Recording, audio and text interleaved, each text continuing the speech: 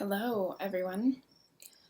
This is Whitney Will from Starhearth Astrology, and I am recording your first quarter mooncast for the first quarter of the moon, going from the Cancer new moon solar eclipse on June 21st to the first quarter moon that happens on Sunday, June 28th. So I'm just going to talk about the transits that happen over the next week and what's happening with the moon and what we can really expect from those things. So yeah, I'll just get right in.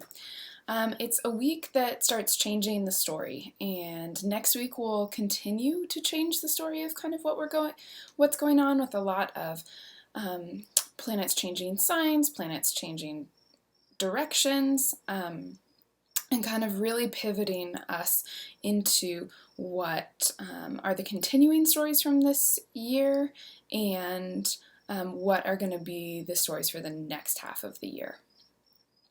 So on Monday, we start with a brand new Cancer moon. So she's just gone through a new moon, which was a solar eclipse, either late at night on Saturday or first thing on Sunday morning. And so Monday starts with the moon in the beginning of Cancer as well. And Cancer moons, so first of all, why do we talk about the moon when we're talking about daily life? Well, because the moon governs daily life, our bodies, the small details, kind of the all the little pieces of how we survive on day to day. So if we want to know how our day is going to be, it makes sense. We've got the larger themes of other planetary cycles going on, but the moon is really going to be bite-sized and digestible in terms of okay, how does today feel? And so one of the ways that we look at that is through the sign of the moon, and then you can personalize that by whichever house it falls in your chart. The other way that we look at that is by the phase of the moon. So we have a brand new moon. As I like to say, she's just gotten dunked in the God juice, which is, and kind of doubly in the God juice because it was an eclipse. And so she's kind of fresh off of whatever kind of came up during the eclipse. A Cancer eclipse can be quite emotional and stir up a lot of stuff. So if we're still digesting that, which because it's a North Node eclipse and a new moon, it could be 6 months of digesting the stuff that starts right now. So it's worth paying attention to.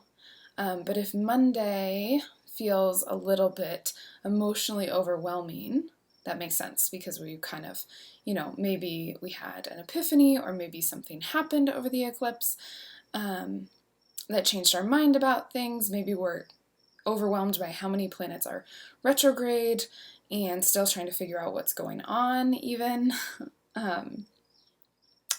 So there can be a lot to process this Monday morning heading into it, but there's a lot of inspiration coming off of a new moon. Now, the moon is not visible yet, so we may still feel a little bit sleepy, which happens around the new moon, mostly before, but also after, until we really get a waxing crescent and things start picking up speed and gaining light and developing.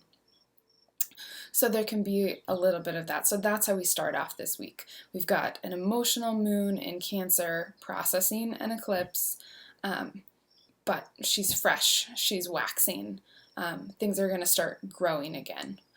And so for the whole first quarter of the moon, from the new moon to our first quarter moon, which happens on Sunday on the 28th, we really have a lot of inspiration and stuff. Is realizations are taking form, but they haven't taken form yet. So we're still in the dark hemicycle of the moon.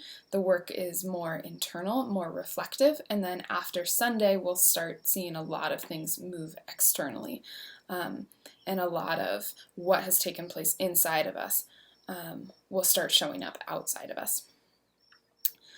So what also happens on Monday is that Neptune stations retrograde. So Neptune stations retrograde at almost 21 degrees. It's like 20 degrees 58 arc minutes of Pisces. And so Neptune is a slow-moving planet, just eking its way through Pisces, and is moved on to the retrograde part of their journey through the zodiac for this year. And so, that's an opportunity to be more reflective about our spiritual practices. It can be a point where, we reflect on what our ideals are, or kind of our delusions. We've been working through this story with Neptune in a square to Venus for quite some time. They're not squared right now because Venus has retrograded and moved back off of that square, but they will square again in July. So kind of the connection between our ideals and our desires, what we want, is it really what we want? Is it really what we think it is? Or are we just projecting things onto it, all our questions that come up. And so whenever a planet stations retrograde, it's going to pause at a certain point and add emphasis to that. So looking in your chart where Neptune is, if it's making any hard aspects. So if you have anything in the mutable signs around 20 degrees, it will be making an aspect. I find that Neptune can also drain a lot of energy. So, especially if it's aspecting something really vital to your energy. So,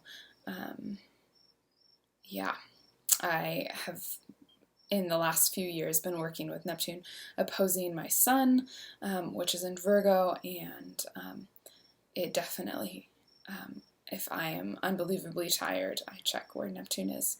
But that would work for other planets, just like the moon, like Mars, mostly the personal planets.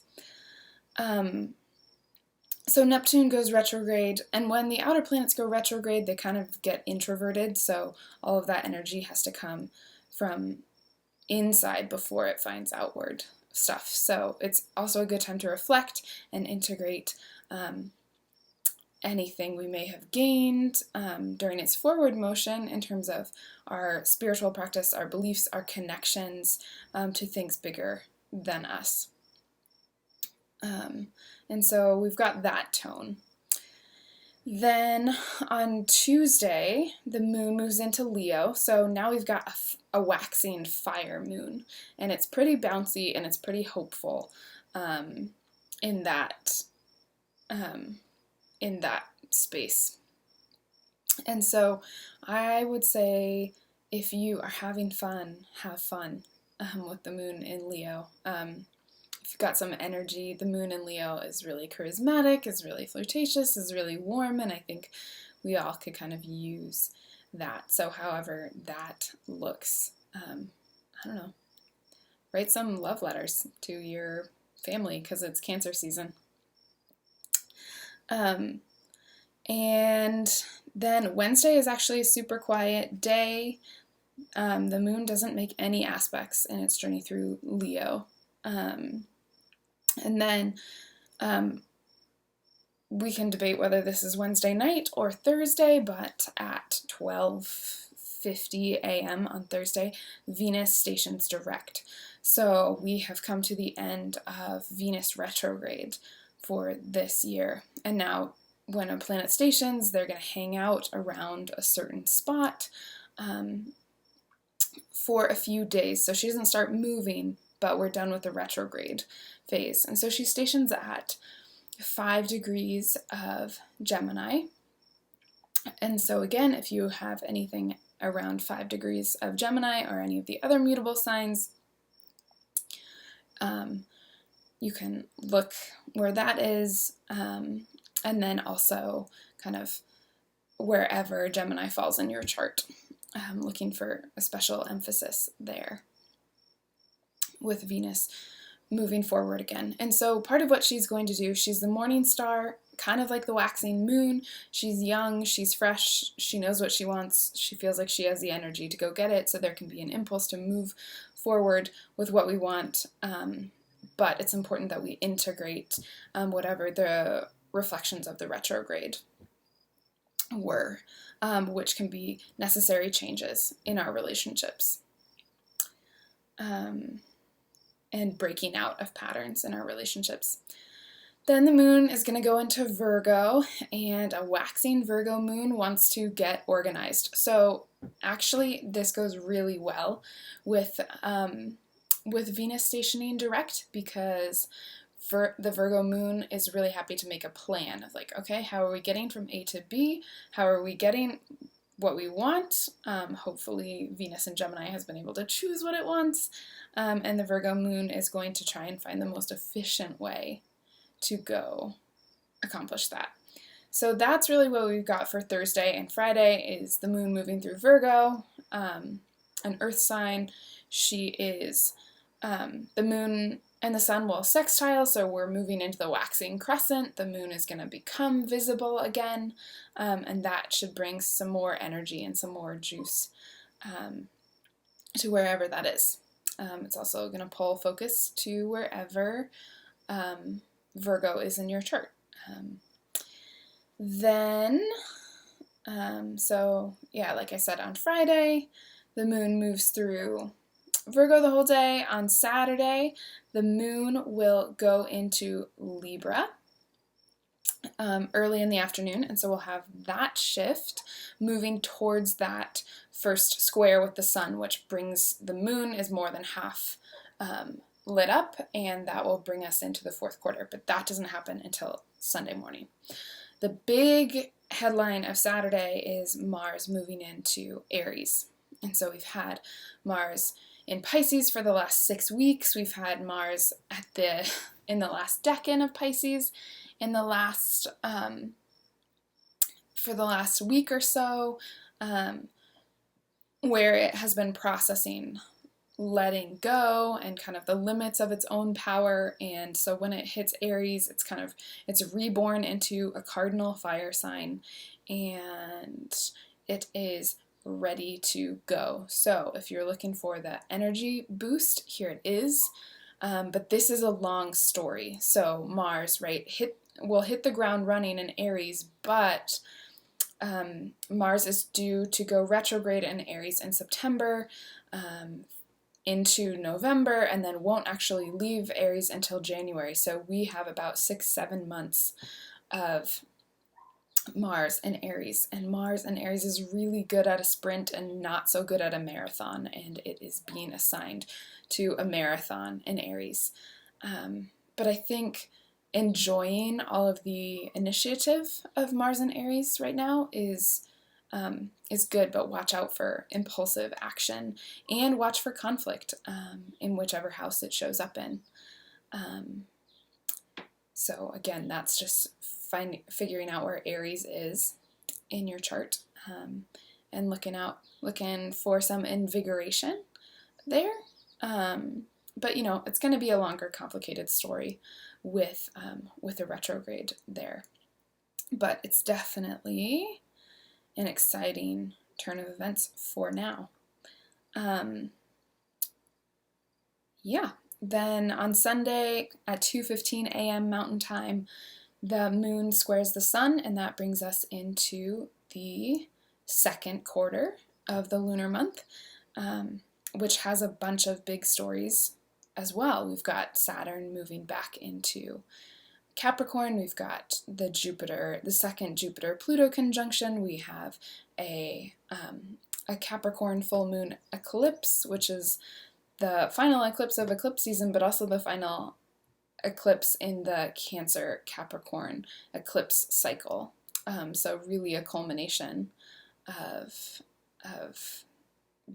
that cycle, and hopefully what we got to process with that cycle. And so I will touch on that and record that next Sunday.